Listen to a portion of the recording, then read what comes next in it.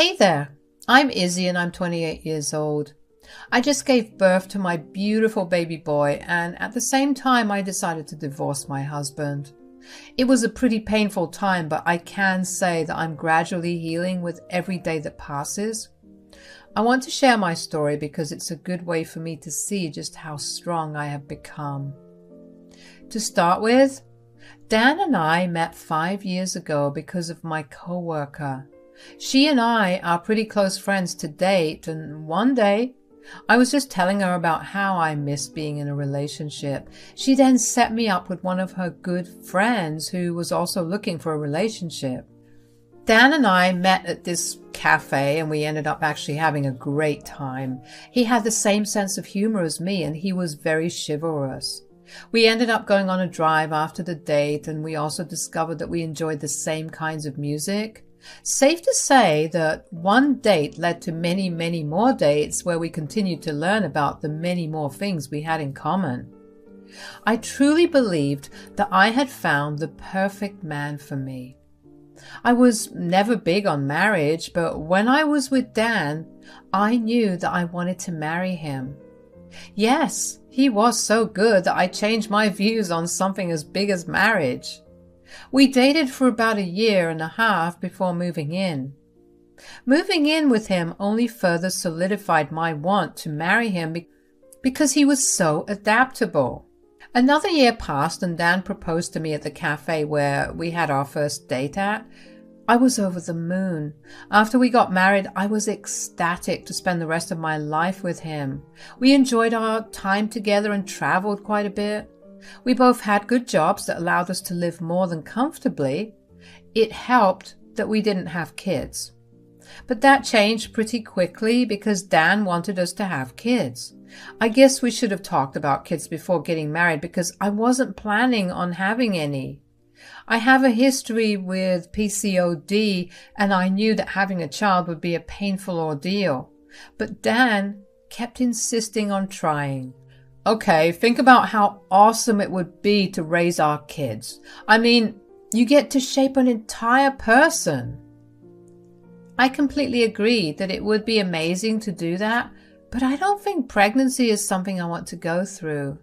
It's a life-changing experience and I don't even know how my body will handle it. We have more than enough money to deal with every treatment and medication required. I promise that I'll make it super easy for you. I don't doubt that you'll make it easy. I mean, why do I even need any of the treatments and medicines if I don't get pregnant? Why do I even need to get pregnant for us to have a child? Why can't we adopt or even consider surrogacy? No. I want a child that is mine, and I don't want some random lady carrying our child for us. Please, Izzy, this will be the ultimate culmination of our love. I'll think about it, okay? I really didn't want it, but Dan just got more insistent with time. Eventually, we went to the OB/GYN, and after a bunch of tests, the doctor told me that it would be possible and safe for me to carry a child. So with that, we began trying. It took a little while, but I did get pregnant.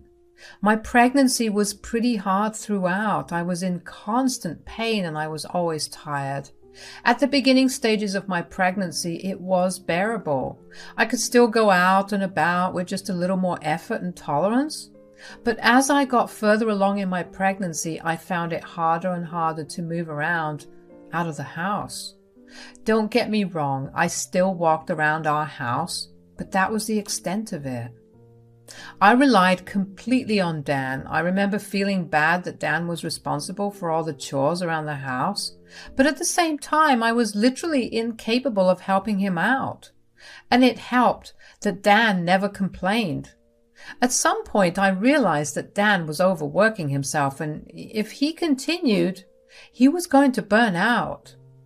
I didn't want that to happen, so after he had settled down in bed one night, I talked to him about having someone stay with us to help me out. How are you feeling? Good, just really tired. But what about you? Do you need me to get anything for you? No, I'm all right. In fact, that's what I wanted to talk to you about. I feel like I'm making you do too much work. Oh, honey, no. You're the one carrying a child. I mean, yeah, it's tiring, but I'm sure it's nothing like what you're experiencing right now. I agree, but I still want to make things a little easier for us. So I was thinking that we should have someone stay with us to help me out. Do you mean you want to hire someone or have family over? Whichever works best, I don't mind. Well, I was also trying to figure out a way to tell you this, but since you brought it up, I can say it now. Oh, what is it? My mom has been hounding me about coming to stay over so she can take care of you. I don't know about that, Dan. I mean, look, how about we have her over for a month, and if you don't want her there, we can hire someone. Or we can have my mom come over. You know that your mother doesn't like me, Dan. I'm happy that she wants to be involved, but I'm not having the best pregnancy. I don't have the energy or the mental capacity to deal with her antics. I know, but letting her stay with us for 1 month will also get her off my back. I kid you not, I've received a phone call from her every single day at the same time for the past 2 months. I didn't say anything because I didn't want to stress you out. I'm sorry, but dealing with her hasn't exactly been the easiest. Oh, you poor thing. I can imagine what she was like on the phone when you kept refusing to give in to her request. Okay, we'll let her stay here for a month. Not a day longer than that, though. Of course, I'll make sure of it. Dan's mom, Polly, and I didn't exactly have the best relationship. From the time we met, back when Dan and I were dating, she's been pretty hostile and aggressive with me. She has never failed to make me feel bad about myself. She would constantly make comments about my weight, my appearance, my personality. When we got married, her behavior only got worse. When she found out that I would continue to work after getting married, she lost her mind. She kept telling Dan about how I was being a disrespectful wife who didn't care about her husband. According to her, I should have stayed home and taken care of the house while waiting on my husband arm and foot. Of course, these are very outdated views, and I said so too. Of course, that led to her yelling at me for trying to brainwash her with modern, disgusting ideologies. Dan has tried his best to keep the peace between the two of us, although he's never really said anything against his mother. We used to have fights about it because I always felt like I was the one compromising, but he never ever asked her to make any compromise. But I ended up letting it go because I loved him and I didn't want to cause any problems with it. I did tell him that I would be actively avoiding his mother, and he could not change my mind about that. I guess he agreed with that because that meant less work for him to deal with. Polly and I have had the bare minimum conversations, but she did become a lot easier to deal with when I got pregnant. She believed that this pregnancy would force me to become the ideal housewife. I didn't want to start anything, so I didn't tell her that I planned to go back to work after I had the child. I was skeptical about her helping me out because even though she was nicer, it didn't mean that she wouldn't keep throwing insults my way. But I guess I also figured dealing with her for only a month would also make it easier for Dan, so I agreed. When Polly arrived, the first words out of her mouth were the state of the house. Ugh, look at the filth you guys are living in. Yeah, excuse the mess. I haven't had time or energy to clean up. You're the one cleaning up? What about Izzy? I'm currently heavily pregnant and I can barely stand, so Dan's helping me out, which I'm super grateful for. Who cares if you're grateful or not? My son isn't supposed to be working this hard for someone who does nothing but sit around and complain all day. Mom! No, you stay out of this. You've done enough for her. While I'm here, I'll whip her into shape. I really can't do much. Nonsense. I've been pregnant before and it wasn't that hard for me. Sure, but every woman experiences pregnancy differently. I'm glad you had an easy one, but I sure as hell am not. I'm so sorry that you have to deal with all this, Dan. Don't worry, I'm here now, and you won't have to do a thing. I rolled my eyes at her, but didn't say a word. I felt like Polly had a weird thing where she needed to prove that she was better than me for Dan, which was concerning. But it didn't affect my relationship with Dan, so I didn't really bother with it too much. The next few weeks were hell. Every time Polly did something around the house, she would make sure to tell Dan about it, while also telling him that all I did was sit and watch TV. Polly also never failed to yell at me for making up my struggles. She would keep telling me that I was just trying to get attention. I ignored it to the best of my abilities, but every once in a while I would retort back, and that would lead to a screaming match between the two of us. I tried to talk to Dan about it, but he would tell me to just bear with it for a little longer. This response was not really normal, but I did notice that Dan became a lot more distant. He would come back home from work and rush immediately to his mother's side. He barely bothered to check up on me unless I walked up to him. It bothered me, but I figured that I would just have to wait for the month to get over, and then I could get Dan back and we could have a discussion about what I had felt. But all of that came crashing down one night when over dinner, Polly and Dan told me that they had something to tell me. Tell her, Dan. Tell me what? So, Mom and I have been talking these past few weeks, and with the baby on its way, we realized that we won't get much time to spend together after. Plus, becoming a father has just made me so much more appreciative of her, so we've decided to go on a vacation together. Vacation? But Dan, I'm 7 months pregnant. I can't do much without help. How am I going to make it through? Look, we need bonding time together. You'll understand it when you become a mother. Dan, you absolutely can't go. I need you here. Babe, we'll be back in a month. You definitely won't give birth in that time. I'll be here just in time for the birth. No! How could you plan something like this without even telling me? Stop being a brat, Izzy.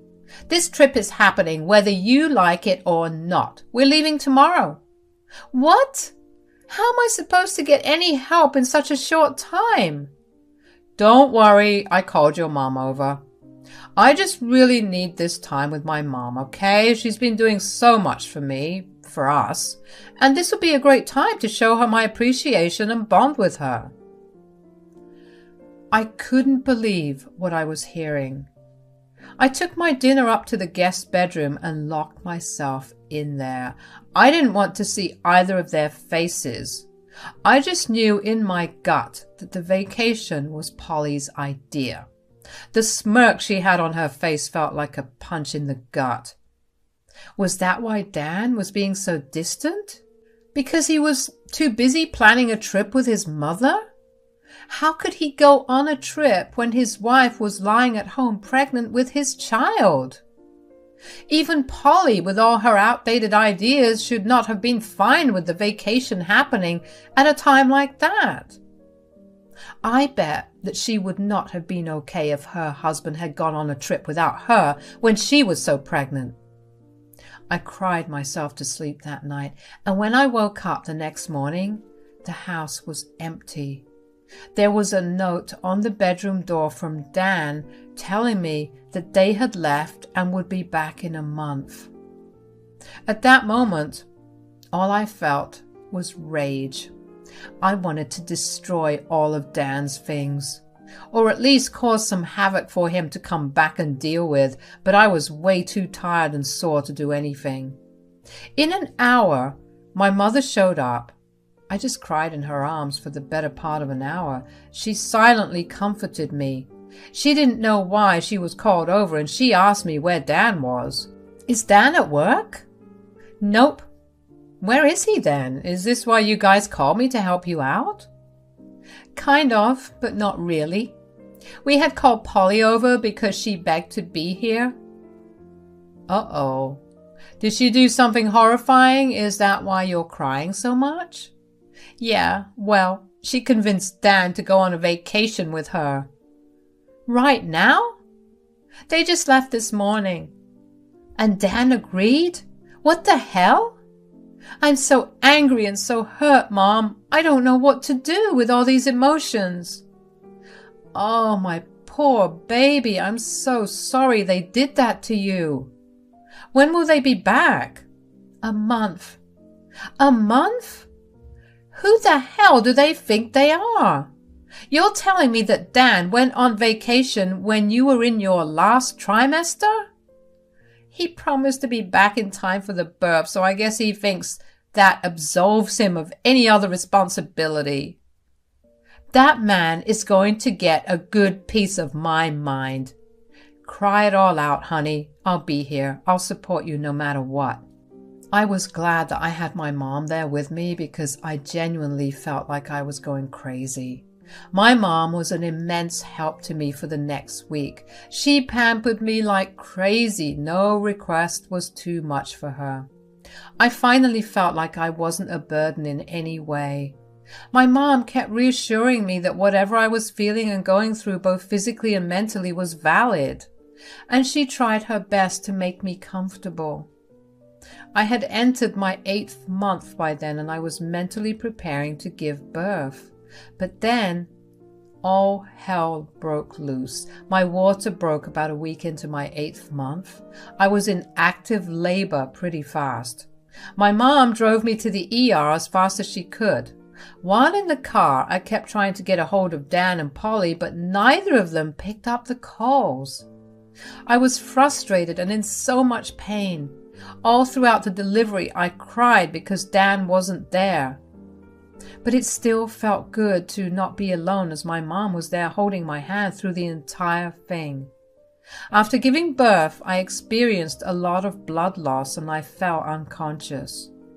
Thankfully, the baby was perfectly healthy, although I had to spend the next few days in the hospital recovering. While I was recovering, my mom and I had a long discussion about what I planned to do when Dan and Polly came back.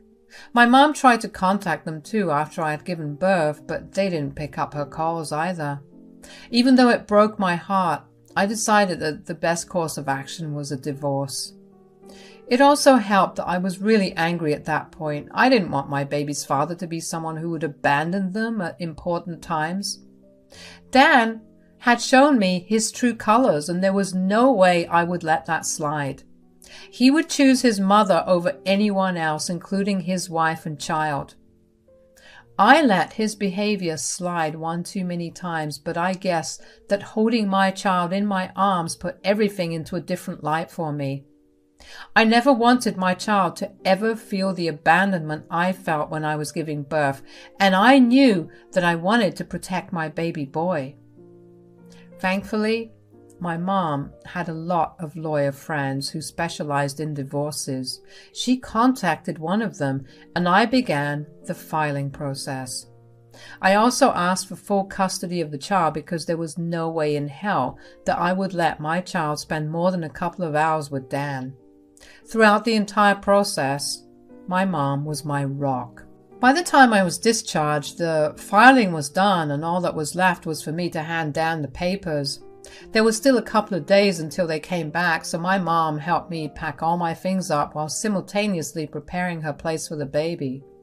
We slowly adjusted to our new routines with the baby at hand, who thankfully was a very quiet baby who made barely any fuss. Finally, on the day that Dan arrived, I handed my baby to my mom and asked her to go back home. I didn't want Dan to see the child because he did not deserve that privilege. When Dan and Polly walked in through the door, they didn't even notice me sitting in the living room. They laughed and talked amongst themselves about all the fun they had on their vacation.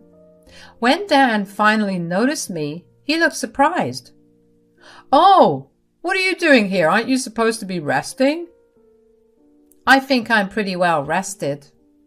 So you did manage to survive without us. Told you she was making it all up for attention, Dan. I guess. Anyways, where's Tara? I'm sorry we missed all your calls. We decided to ignore everything related to home. Oh, Mom's back at her place with the baby. She's coming back to pick me up right now. The baby? What do you mean? I ended up giving birth at the time that you and Polly were away. And you didn't think to tell us? I tried. My mom tried. You guys were way too busy bonding and ignoring everything home-related. Oh, honey, that's wonderful news. How is our baby? Is it a boy or a girl? It's a boy, and it's my baby. What do you mean? You weren't there during the time of the birth, so you do not get father privileges. I told you she'd do something because she was jealous. Don't be that way. Here, I don't want to be with you anymore. Divorce? Come on, Izzy. It was just a vacation. I promise I'll be here from now on. Well, you had bonding time with your mom, and now it's time for me to have bonding time with my son. How can you do this? You can't rob my son of seeing his child. I'm simply doing what you did with your son. Enjoy feeling what I felt. Oh, there's my mom. If you're going to contest this divorce, I'll see you in court. Good luck explaining your absence and ignorance of your mother's bullying to the judge. Goodbye. Dan looked devastated, and that made me feel great. I finally felt free. I realized just how important it is to have someone support you, because leaving someone and feeling like you're free is not supposed to be normal. But I was excited about my new life. I was excited to raise my child and teach him all the things I've learned. My mom was happy that everything went well, and we did have a small celebration at home that night. Dan and Polly kept trying to call me, but I ignored them, which made me feel even more petty because I was doing exactly what they did to me. Dan did try to contest the divorce, and he fought for more custody, but in the end, everything went my way. My state is a lot more partial to mothers, so I was glad that I was given full custody while Dan only got visitation rights every other weekend for 4 hours, along with having to pay for child support. My mom has been helping me out, and I will forever be grateful for everything she did for me. She's been the best mother and grandmother. She's helped me also find a part-time job where I could work from home while taking care of the baby. Life has been going good so far. I don't care to look up Dan or Polly, but every once in a while I will get a phone call from them and I answer it if I feel like it. So far, Dan has been consistent with his child support payments, but if he cuts down on them, best believe I will have his visitation rights taken away as well. I can't wait to see where life will take me after this, but I'm sure that with the right people by my side, I'll be able to get through anything. So bring it on. Hello, I'm Kate. I'm a 35-year-old woman who just freed herself from her toxic husband. Yes, it was so bad that divorcing him was like attaining freedom. But let me introduce you to my ex-husband, Chris. Chris and I met on a blind date set up by a mutual friend. I will admit that Chris is a very attractive-looking man who has a very charming personality. Right off the bat, he ticked all the boxes that describe the ideal man for me. We shared a lot of interest, and conversation between us flowed effortlessly. We spent a good 6 months just going out on dates without ever making it official. We would take turns planning out the dates, and we always managed to do something fun and exciting. After we made our relationship official, we continued to do that, and after a year of dating, we moved in. It was around that time that I became aware of Chris's financial situation. He didn't make a lot of money, and even though I gave him advice on how to grow his career, he never seemed to take it. But I didn't think it was that bad considering he made a decent amount to support himself, and I was ready to carry over the rest of the costs. Anyway, after about 4 years of dating, we made a decision to get married, and a year later we decided to purchase a house. We used my name on the mortgage and deed because I had a much better credit score than Chris, and it was the best option back then. In hindsight, I am so grateful that Chris was on board with that decision. It was about 2 years into us being married that I noticed changes in Chris's behavior. He began to get a lot more demanding and stopped helping out around the house as much. Before, we equally split our chores, but then all that stopped because he always claimed to be too busy at work. I still let it all slide because I understood how tiring work could get. I picked up everything around the house, but at some point, it was tiring for me too. I talked to Chris about it and he would promise to help around, but a week later we were back to square one. It was frustrating, but I let it go because I loved Chris and I wanted to be able to provide for him in every way that I could. Things remained that way for about another 3 to 4 years. Of course, our relationship did take a downfall when it came to going out or doing things for fun because I never really had the time or energy to. Even so, it was still surprising to find out that Chris was cheating on me. I first discovered my husband was having an affair when he had left his phone unlocked while he was in the shower. I didn't mean to snoop, but as I was going to put his phone to charge, I saw a notification on his phone that piqued my interest. The notification was a message from someone named Leah. She was asking Chris how long till he left his pathetic wife to go and meet her in the nearby motel. I was shocked and devastated. Never in a million years would I have thought that Chris was cheating on me. There was nothing in our marriage that indicated that he was cheating. Every night when he got back home from work, he greeted me with warmth and love. Our relationship had been going great and we rarely ever fought. So why had he been cheating on me? I wanted to cry and throw up all at the same time. I felt my world crumble and fall apart. At that moment, though, I decided that I had to put on a brave face, so I left Chris's phone that way and let the chat be open so when he came out of the shower and checked his phone, he would know that I knew about his affair. When Chris did come out, he saw the unlocked phone and the chats and immediately figured out that I knew. He tried to avoid talking about it, but I was not going to let that happen. You know I know about your affair. Let's talk about it. I don't think we should. Who is it? I'm sure you saw enough to know what her name is. When did it start? A year ago? Can we seriously not do this? Why did you start seeing her? Babe, please, let's not do this. Don't call me babe. Tell me. I don't know why I'm doing it, okay? I guess I just missed the thrill of dating someone who's on the same wavelength as me. So, I'm not on the same wavelength as you? Well, I wouldn't say that exactly. You've just become boring. Excuse me? I mean, you never want to go out, nor do you ever make any fun plans when we do go out. You're always tired, and we practically have no life in the bedroom either. You do realize that I'm always tired because I'm doing all the chores around the house and working. You've never once offered to help me out. Listen, that's just your duty as my wife. I told you to stay at home, but you refused to. That still shouldn't mean that you don't contribute to the house. I'm the man of the house. I get to do whatever I want.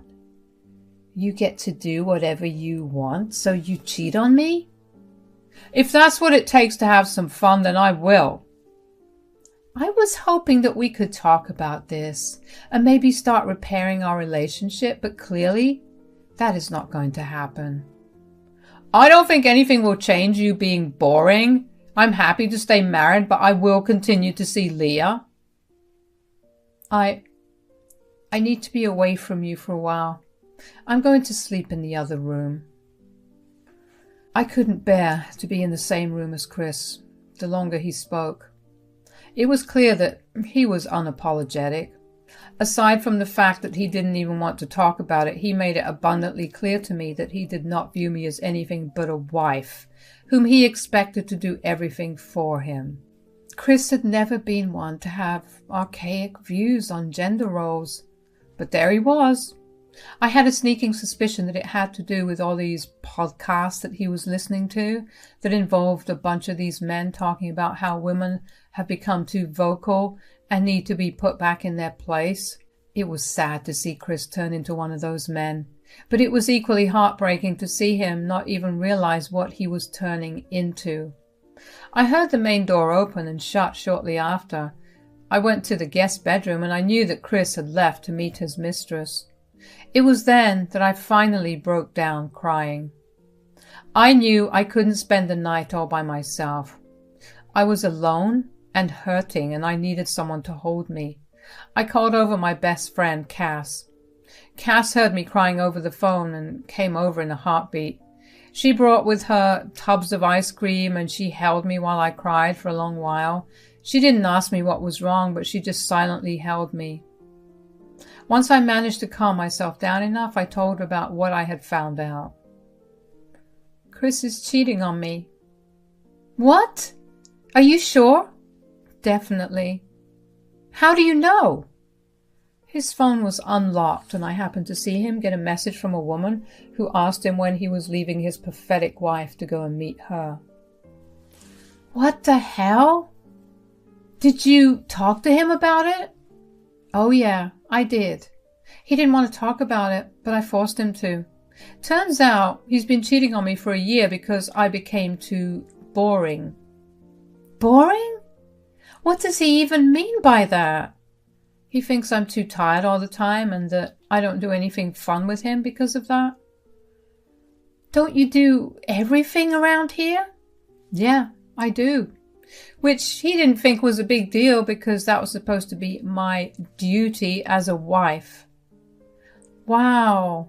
All right then. His duty as the husband should have been to go serve his country, but here he is, cheating on his wife. Cass. I'm just saying that his argument is stupid. Did he even try to apologize? Not for a second. He just blamed it on me and went to spend the night with Leah. Good, because I swear if I saw him, I would have wrung his throat. But do you know what you want to do now? Not really. Chris said he didn't mind being married, but I definitely don't want that. Great. I'll help you with everything after that. Why don't you come stay with me until everything settles down? That would be amazing. Thanks a lot, Cass. I'll always have your back, Kate. We spent the rest of the night just relaxing and watching a bunch of our favorite movies. I didn't forget about what had happened, but I did manage to distract myself long enough. The next morning, Cass helped me pack a bunch of my things up to take over to her place. While at her place, I decided to make the horrible decision to look Leah up. I had access to Chris's social media on my phone, so I decided to do a little snooping in on who she was. I hadn't ever felt the urge to go through his social media because he never gave me a reason to do it. I found out that he had muted all notification from Leah's chat, which would explain why I never caught any wind of the affair until then. Anyways, it turned out that Leah was a co-worker with his company. Or, to be more precise, she worked under him. She was 25 years old, which made her a good 10 years younger than me and 12 years younger than Chris. That was enough to gross me out even more. If anything, that solidified my decision to get a divorce from him. But I needed to get my things in order before I filed for a divorce. Cass and I discussed how we could get back at Chris because we were not going to let him off the hook so easily. The first thing I did was to take out all of the money that I had put into our joint account and put it into my personal account, which Chris had no access to. The next thing was to file for divorce. It took a couple of days to get things in order, and in those days, I heard nothing from Chris. It hurt a lot to think that Chris didn't even care to check on my well-being, but then again, what could I have expected from a man who saw no worth in me? I eventually needed to go back home to get some more of my things. When I got there, I saw Chris sitting on the couch. He saw me and walked over to me. "Where have you been?" "Why do I need to tell you about my whereabouts?" "Do you even know how worried I had been?" "And yet I didn't receive a single phone call from you. Don't try to play nice right now." "Do you really have to be such a jerk right now?"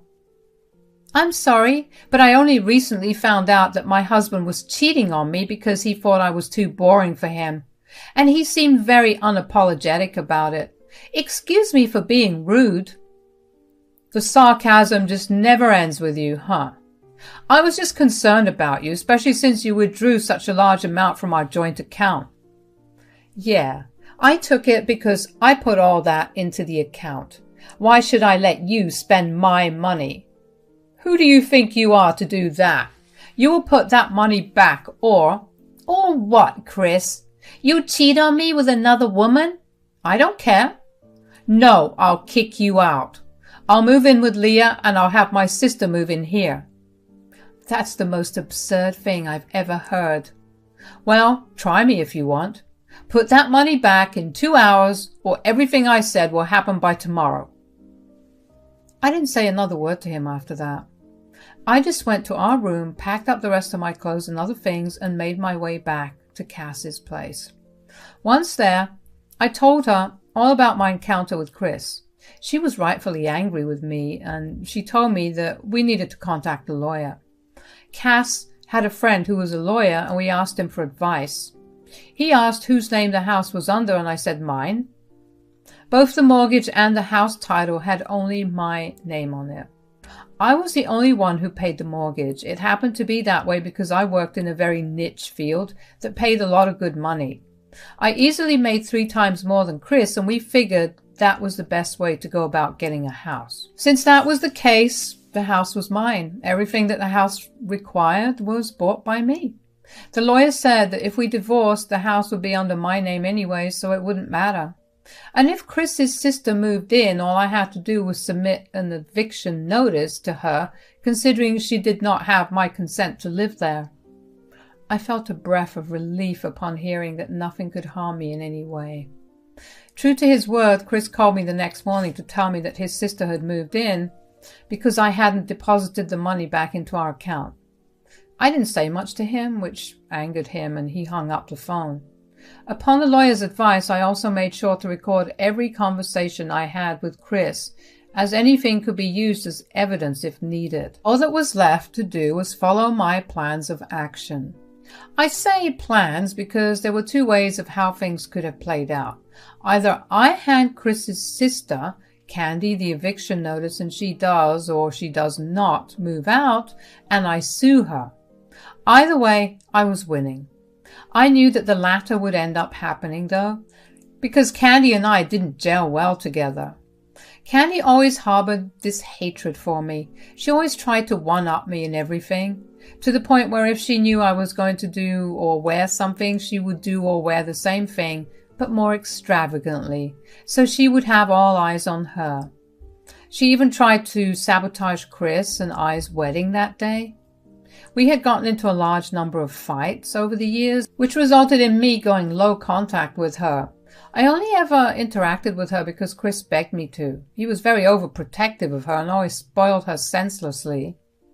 Of course, when she found out about all the things I had achieved, she was furious and upset that she wouldn't be able to upstage me in that area. So she took to trying to steal things from me whenever she did come over. Many times I would find a bunch of my expensive clothes, shoes, and even skincare products missing right after she came over. Chris would beg me to not say anything because Candy did live rather frugally, and he thought that her taking some things was just her way of having at least some lavish things. I didn't agree with that thought process, but I let it go. That only made things worse, so I banned her from coming over. That didn't make either Chris or Candy happy, but Chris couldn't stop me because I had told him just how much she had actually stolen from me. And he knew that Candy had done way more damage than what was repairable. So when she moved into my house, she called me to gloat about it. "Hello, Kate. What do you want? Remember how you banned me from coming over?" "Yes, because you stole thousands of dollars worth of things from me specifically." "Who cares about that? Guess where I am right now?" "Chris told me you moved in." "That's right. I have this huge and glorious house all to myself, something you don't have." "I think I still do have the house. I've already sent an eviction notice your way, and I'm giving you 3 days to move out." "Ha! An eviction notice? From you? Like I'll follow through on it. This is my brother's house. He told me I can stay here, so I will." "It's really not his house." Yeah. Marital property or whatnot, but he has all the power, and he decided this was the best thing to do. "That doesn't mean—" "Gosh, you really can't stop talking, can you? I see why my brother chose another woman. Ugh." "Well, okay. I have nothing more to say. Goodbye." I hung up the phone, but not before hearing Candy cackle on the other end. Well, if she didn't get out of there in 3 days, I was going to take her to court, and I was all lawyered up. Candy must have told Chris about our call, because an hour after I had hung up the call on Candy, he yelled at me for having the audacity to send her an eviction notice. But much like the previous time we were on call, I said nothing. Within the next 3 days, 2 things happened. The first was that I had the divorce papers delivered to Chris, and he decided that he wanted to contest it. The second was that Candy still hadn't moved, so I had a court summons sent to her. Legally speaking, she was a squatter, and she was shocked to find out that the house was in my name and not her precious brother's. I was there when she got the summons, and she yelled at me for tricking her. I told her that I did no such thing. I had given her ample time, and I had warned her to move out, but she refused to listen. She had to face the consequences of her actions. In court, my lawyer presented all the evidence, the eviction notice, and recordings of phone calls that showed me telling Candy to move out, and her refusing to do so. In my state, squatting is taken rather seriously, so Candy was charged with a Class A misdemeanor and was given a fine of $500 to pay. The look of utter defeat and humiliation on her face was very satisfying to see. After years of holding back, to see it all culminate to this made the wait worth it. Chris and Candy approached me after things had settled down with Candy. They came over to Cass's house to hound me for doing what I did. "How could you do that to my little sister?" "Your little sister has been terrorizing my life for the past few years, and I shut that down in the best way possible. A decision you agreed with. Yet the second I grew a spine and told you no, you went right back and pulled her into this. That's your fault." "I only did that because she had nowhere else to go. She got evicted and I was doing her a favor." "So the house suddenly became an option because we were going to separate? If we weren't, would you have snuck her in?" Well, save it, Chris. I don't want to hear anything more from you. I'll just see you in court." "How is the house even in your name?" "Your brother's name isn't on any of the documents, and I have been the one paying off the mortgage along with other repairs meticulously for the past 5 years. No matter how much your brother contests it in court, he won't get any ownership of the house. All he'll get is a much lighter wallet." "You set him up. I just know you did." "I didn't do anything. Your brother firmly believes in being the man of the house, so he should have taken up all the roles that I did, but he would much rather me do all the hard work while he reaped the benefits. Thank God that this is no longer going to be a problem for me. Goodbye, you two." I slammed the door in their face, and that was that. Over the next few weeks, Chris decided that since he wasn't going to get the house, he was going to fight over every single possession that we had, down to our dessert spoons. But I had no worries about it. Whatever furniture he wanted and claimed was his, I had all the receipts of who paid for what.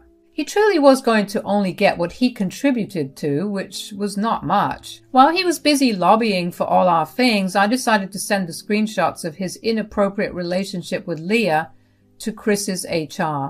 Within a week, he was let go, and surprisingly, Leah wasn't. I found out through some of Chris's colleagues whom I was friends with that she had claimed that he had forced her into the relationship. Otherwise, he would not have given her projects. Needless to say, that relationship did not last after that. It took a couple of months, but the divorce was finalized and I was officially a free woman. I decided to throw myself into work, but not before celebrating for a long while with Cass for being able to kill two birds with one stone. The last I heard, Chris and Candy were living together in some rundown apartment while still searching for jobs. Their parents send them both a small budget to live on, but aren't happy with what they did. I know about that because my in-laws called me to apologize for their behavior. Since I'm now free, I am looking forward to what more life has to offer me. There was one thing I learned through all of this. It's to never ever forget my worth, and also that I am a horrible person to mess with. Cheers! Hello everyone here. My name is Irina and today you will be hearing about my mother-in-law, Sue. She is your typical monster mother-in-law from hell, who was dead set to remove me from her son's life. Did her plan work? No, but she tried hard. Since you guys love mother-in-law stories so much, I thought my story would entertain you a bit. Also, if you ever find yourself in a situation like mine, my story will tell you what to do. So, me and Emmett, my now husband, dated for 4 long years. We met through a mutual friend, and the rest is history. He is a great man and equally handsome. I was surprised to see him single and didn't know what was up. When I started to date him, I knew why he was single. He did give me a small warning. He said, "I want you to meet my mom, but I'm not sure. Don't get me wrong, Irina, I'm sure about you and about us, but not my mom." "Why, Emmett? What are you so worried about?" "She won't react positively to our relationship. I don't want you to get this wrong. It's not like you are the wrong candidate or something. Mom just doesn't like when I bring a woman home." "Seriously? But you are past 20 now. Why would she have a problem with that?" "Well, I grew up with my mom alone since my father left before I was born. My mom just fixated on me a lot. It makes her jealous to see another woman in her life." And that was only a small warning, which didn't even come close to the real deal. God, Sue was a mad woman. I don't even know how to put this politely. She is absolutely insane. When Emmett finally took me to meet Irina, she didn't talk to me or even look at me the entire dinner. It was really embarrassing and awkward for everyone. Emmett tried to include me in the conversation, but Irina just ignored me and changed the topic. She was stonewalling me. When I asked her something directly, she would stay quiet and talk only to her son. That woman was determined to show me my place. Emmett apologized to me 1,000 times after leaving the dinner. He did it over the phone since he had to drive his mom home. Did I mention that he lived with her? Yeah. Sue would pull health scare stunts and cry a river whenever he wanted to move. My poor husband was conditioned to put his mom over everyone else and didn't have any other choice but to stay back. As we moved forward with our relationship, Sue started to become even more hostile. She kept telling Emmett to break up with me and all kinds of shit. She even blackmailed him when I asked him to move in with me. I could write a novel about her antics. I put up with her horrible behavior because I loved Emmett, and he loved me too. But things got worse after I married Emmett. On my wedding day, Sue walked up to me and said, "Don't be so happy, Irina.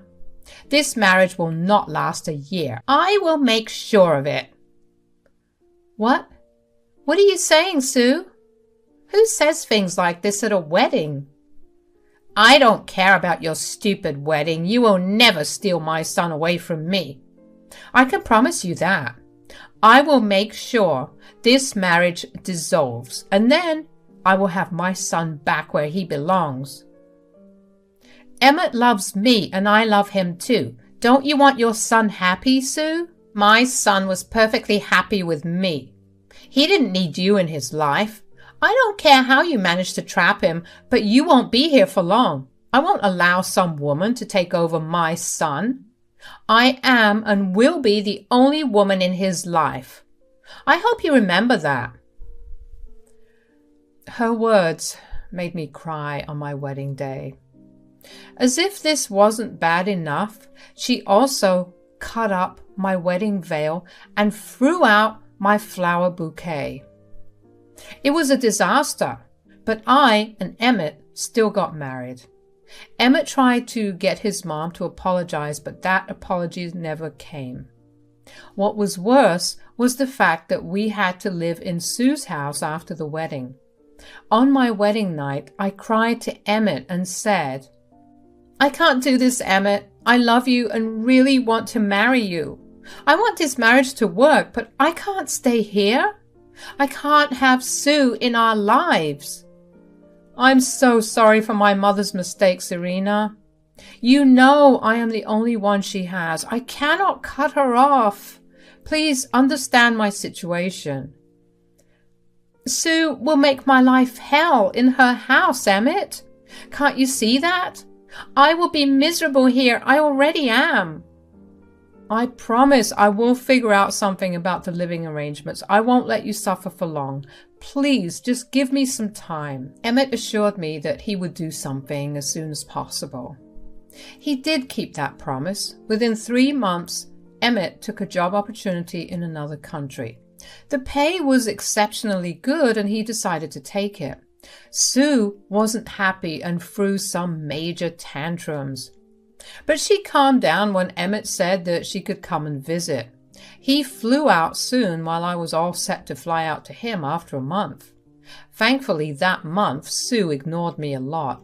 She never talked to me and did her own thing. I thought that maybe I could have a quiet month before I leave for good. I would worry about Sue coming there later. Well, fate had other plans. It was just a few days before my flight was booked to my husband's country. I had a strange feeling when I saw Sue sneak into my room. She thought that I wasn't looking or even in the room. I was actually in my closet with the door half closed, so she couldn't see me, but I could see her. Imagine my surprise when Sue sneaked into my room while I was quietly packing my stuff. I stayed silent and observed what she was doing. When I saw Sue reach my bag of documents and take out my passport, I was immediately on alert. She took my passport and happily left the room. I came out of the closet and tried to make sense of what I was seeing. Well, I went to the living room to find my mother-in-law discussing her evil plan with a friend on the phone. I was shocked to learn what she was about to do to my passport. I quickly went to her room and saw my passport lying in a black pencil case. Something came over me and I took out my passport to replace it with hers. Then I went back into my room and called Emmett. I said, "Your mother has just tried to burn my passport, Emmett. She came into my room and took my passport. She thought I wasn't there, but I was in the closet packing my stuff. I overheard her plan when she was telling a friend on her phone." "Whoa, what are you saying, Irina? Mom tried to ruin your passport? This can't be true." "Oh God, it can't be true." "This is true, Emmett. I wish it wasn't. I have my passport safe with me, but I replaced my passport with hers. I wanted to give you a heads up about it. My mom can't do this, Irina. I'm sure she'll be back out. Why don't we find out? I will make sure I have proof. In that case, I will make sure she never stays in our lives. I knew that Emmett would have a hard time believing the truth. It was his mother after all. I didn't blame him, and I knew I could prove everything to him.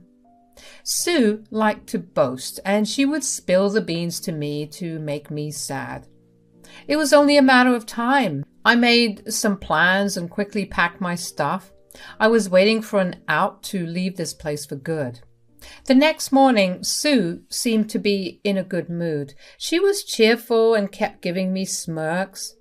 I knew that this was the time to use her cocky behavior against her, so I sat down and said, "Hey, Sue, have you seen my passport anywhere? My flight is in 3 days and I cannot find it anywhere." "Ah, your passport. I think I know where it is." "Oh, really, Sue? Thanks for finding it. I must have misplaced it. Can you give it back to me?" I already knew where my passport was. I was just baiting her. I wanted her to spill the truth about what she was going to do to my passport. And Sue took the bait without even being suspicious. She looked at me and laughed at first.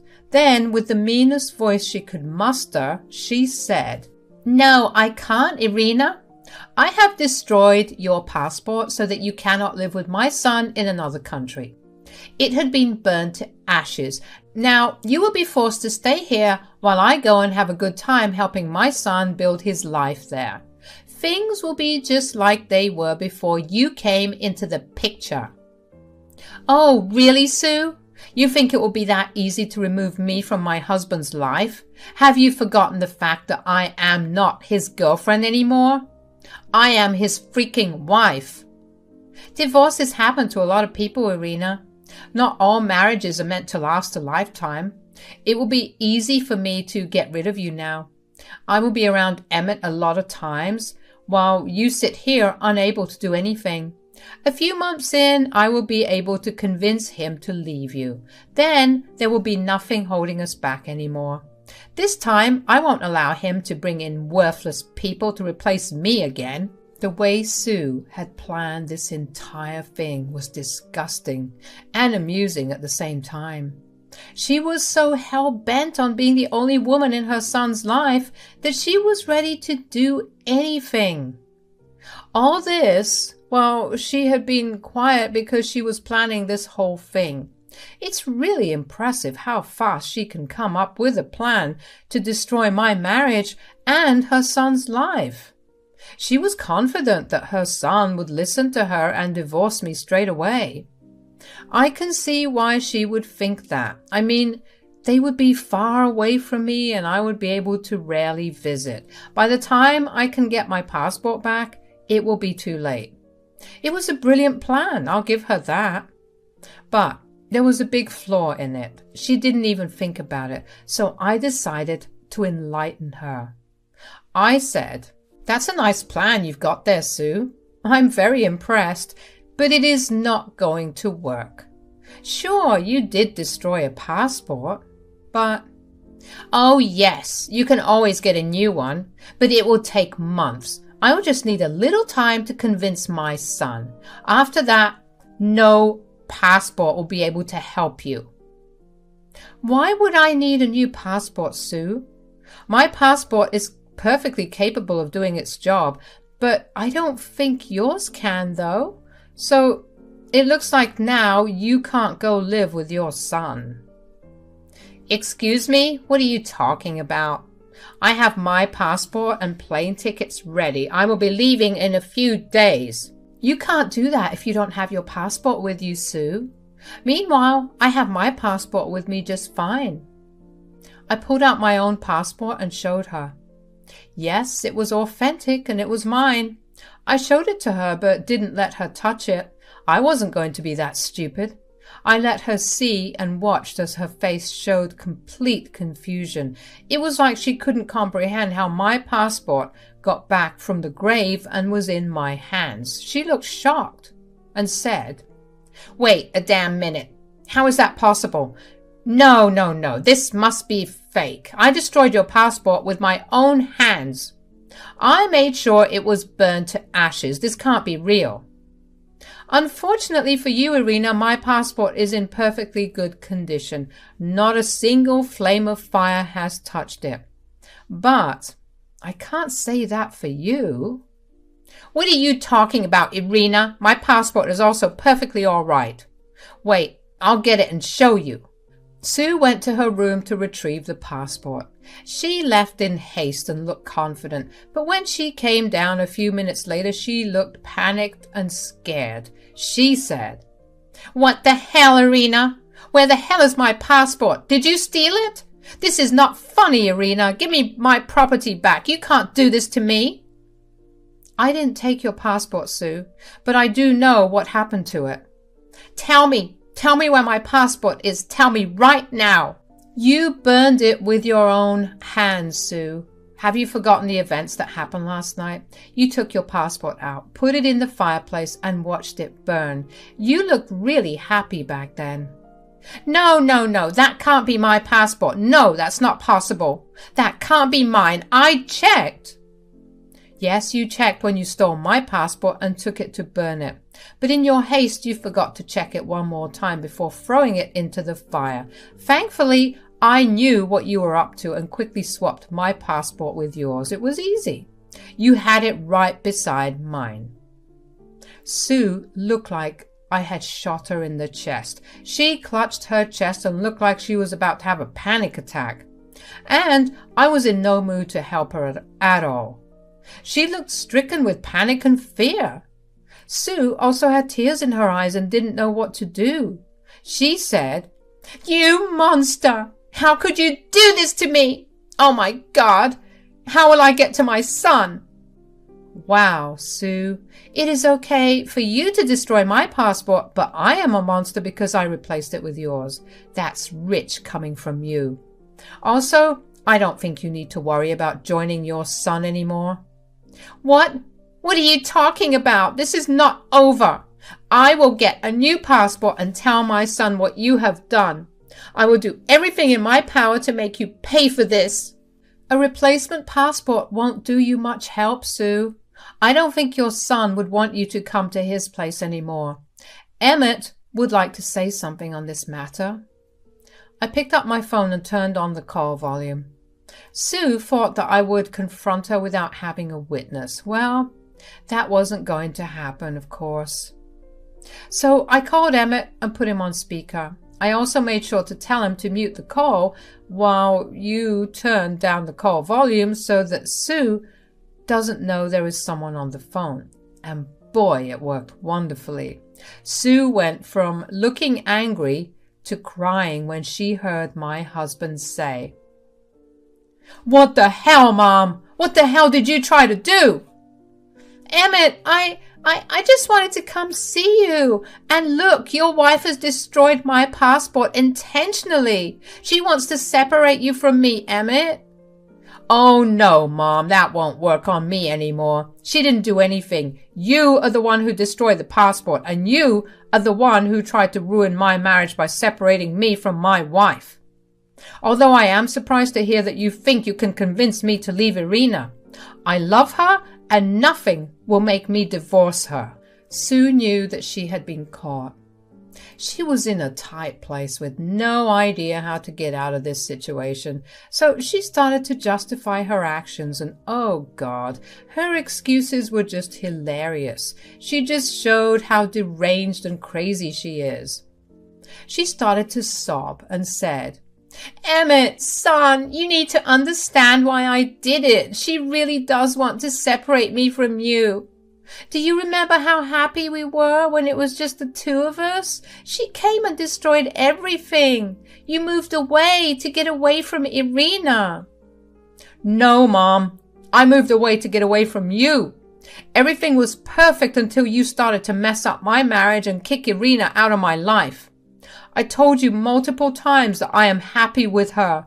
But no, your selfishness didn't let you choose your son's happiness over yours. What kind of a mother are you?" "Emmett, don't say that, dear. You're breaking your poor mother's heart. Irina is poisoning you against me." Irina has been nothing but patient with you. You don't get to blame your evil deeds on my innocent wife. God, I don't know how you could do this to your own son. You know what? I don't even care anymore. Irina is right. I don't want you to come here. If you do, I will throw you out. I want nothing to do with you anymore." Hearing this, Sue started to bawl. She was slowly becoming uncontrollable while she begged Emmett to forgive her. She was desperate to get back into his good graces and started to make stories about how I was abusing her at home. Emmett knew that all those stories were bullshit and said so himself. My dear mother-in-law kept crying and pleading with Emmett not to do this to her. Meanwhile, my friends arrived at the door and were ready to move my packed stuff to their house. There was no way I would stay with Irina any longer. I would be gone that day itself.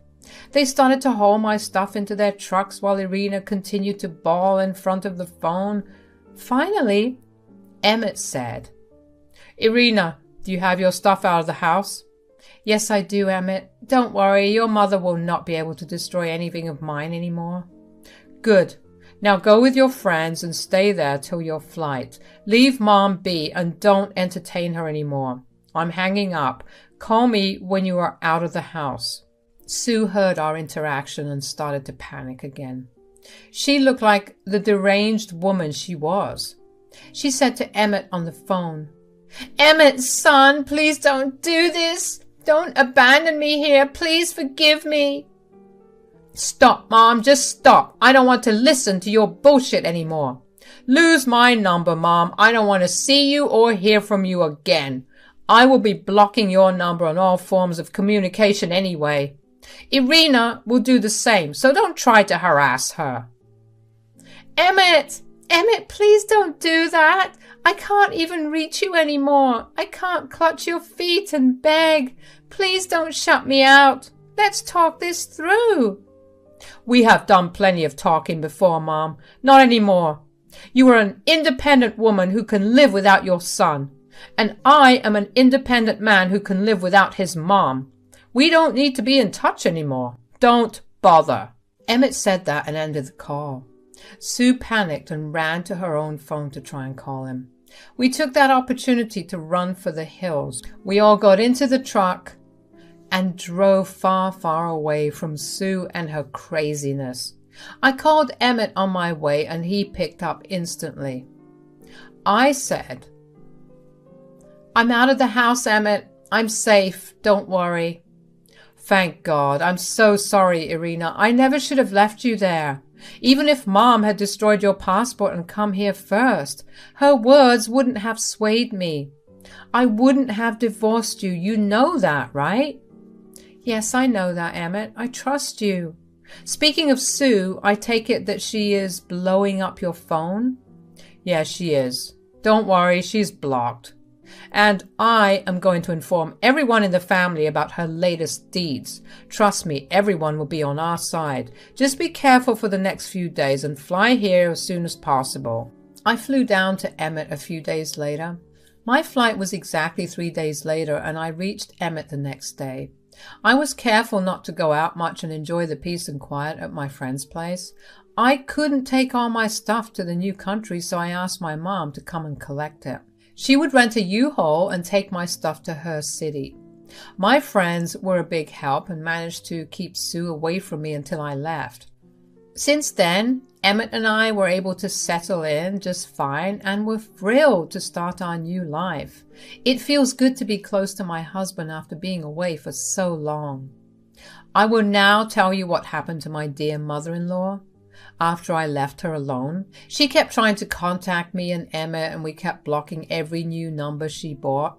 The extended family was already informed about her obnoxious behavior, and they all cut her off.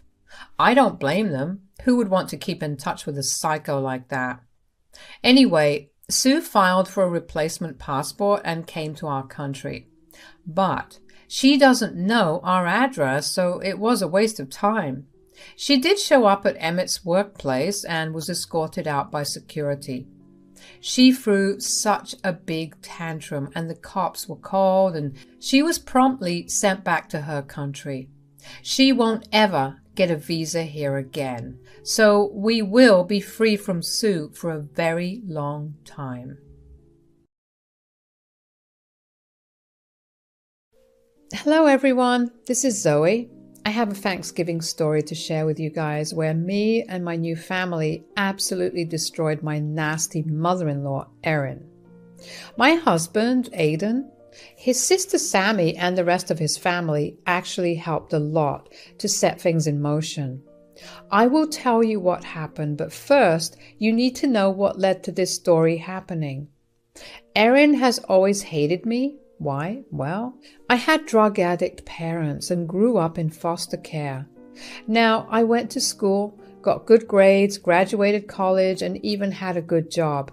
Did that make me a good person in Erin's eyes? No. She was absolutely convinced that I didn't deserve her son. She said, "A woman of such a messed up family background can't be my daughter-in-law. Aidan, did you forget that you come from a wealthy and well-respected family? We are of high status and can't pollute our reputation with a woman like her." Mom, what the hell are you even saying? You need to change your perspective on things. This is very offensive. Zoe is a great girl. Erin, I know my family isn't the best and I didn't grow up under the best circumstances, but that doesn't define me. I worked hard to be where I am. I will prove myself. Oh, please, Zoe, don't get ahead of yourself. Aidan and our family are way above you, and I am sure you picked and trapped him because of his reputed family and his wealth. I know girls like you well. Aidan and I tried our level best to make her change her mind. His father was long dead and didn't have much family left. He had been close to his mom and really didn't want us to have a bad relationship. Growing up without loving parents made me hungry for Erin's approval. I wanted to have her as a true mother-in-law. I extended invitations for dinner, tried to converse with her, and many more. Nothing worked. Every time she was around me, she would covertly insult me, sometimes directly to my face when few people were around. That's my mother-in-law for you. Her nasty behavior was somewhat kept hidden from her family. They were very wealthy with strong family values and really loved me. So Erin wasn't brave enough to directly insult me in front of them, but she regularly did it in front of Aidan and Sammy. Aidan and Sammy defended me, but that's all they could do. I was desperate to get her approval, and Aidan really wanted that too, so we never cut contact with her. A big mistake that we remedied less than 1 year into our marriage. Despite Erin being against the union, me and Aidan got married. There were lots of yelling matches that I won't get into now, but there is one detail you should know. The family loves hosting family dinners, and Thanksgiving dinner is a huge deal. It happened at Erin's place with family only. I was never invited, and Erin always gave everyone the excuse that I wasn't family yet. After we got married, everyone expected that to change. So when Erin only invited Aidan to the dinner, we were shocked. Aidan was super upset, while I just felt defeated. One day when Sammy came to visit and Aidan said, "Sammy, do you think Mom has forgotten to invite Zoe? Is there a possibility that she just forgot to send her an invitation too?" Wait. Mom didn't send Zoe an invitation? She said that the invitations were done. What the hell? I think she doesn't want me at her house for Thanksgiving dinner. I kind of expected that, but was hoping she would come around. That is freaking horrible. You two are married. She can't just not invite you for no reason. Mom is being a huge witch again. I'm thinking of calling her. I am seriously hoping that she has a good explanation for this. We can't just overlook her slight this time. Zoe has been through enough already. It was decided they would be calling Erin. I didn't have the energy to deal with Erin. I had given up. So it wasn't me who confronted Erin. It was Aidan and Sammy on a joint voice call. I was a mute listener that Erin didn't know was present. Aidan had said, "Mom, we're confused why you didn't invite Zoe to the Thanksgiving dinner. Your invite says that it's only for me and not Zoe." Yes, Aidan and Zoe are married now, as she is family. I don't understand why you only invited Aidan and not Zoe. That woman isn't family. I made it clear to you when you married her. Aidan, I don't understand why you two are so surprised that she isn't invited. What do you mean that Zoe isn't family, Mom? She is my wife, which means she is family. I made my stance clear to you a long time ago. Aidan, you married a woman I don't support of. You knew my disapproval and married her anyway. You should have known that there would be consequences. A lowly woman like her cannot be family to me, so she didn't get an invite. There it was again. Erin was the monster and mother-in-law that I knew her to be. Look, I tried my best to change her mind and even went through extensive humiliation to get her approval. But my lowly birth made it impossible to change her mind about me. It was bizarre how there was only one freaking person in Aidan's entire family who hated me because of my background. It was just ridiculous. I didn't know if Erin was stubborn and trying to be petty or if she was just that vile. It made my head spin. Aidan cast me a very sad and apologetic look that made me want to comfort him instead. His mom's words hurt him more than me. That man loved me like I was the best person in the whole wide world. There was no way I was blaming my poor husband for trying to make us all get along. My sister-in-law, Sammy, was furious on my behalf as well.